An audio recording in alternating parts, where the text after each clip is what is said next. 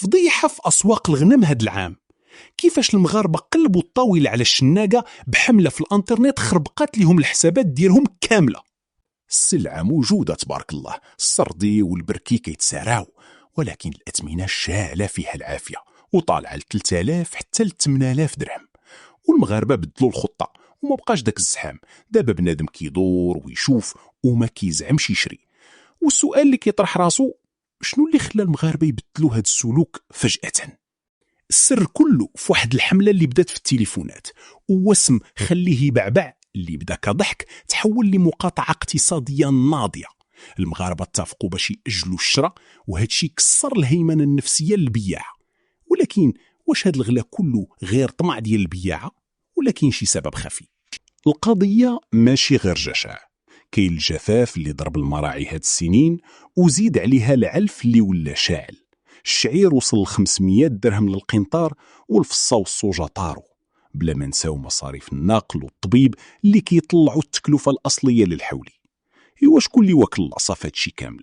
وشكون اللي مستفد؟ السوق فيه 3 د الناس: الكساب الدرويش اللي كينتج 90% من اللحم وواكل الدق، والمستهلك اللي يجيبو تقب وبقى عنده غير الوقت باش يفاوض، والشناق اللي كان كيزيد 1000 حتى 2000 درهم دابا لقى راسو محاصر. ولكن كيفاش هاد الوقت ولا سلاح قتال ضد الشناقة؟ القالب كله في العلف اللي كياكلو الحولي كل نهار.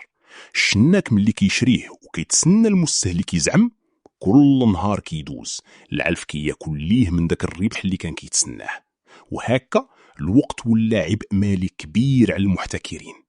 ولكن واش هادشي حابس غير في الحولي؟ السوسة ديال المضاربة دازت لكل شيء.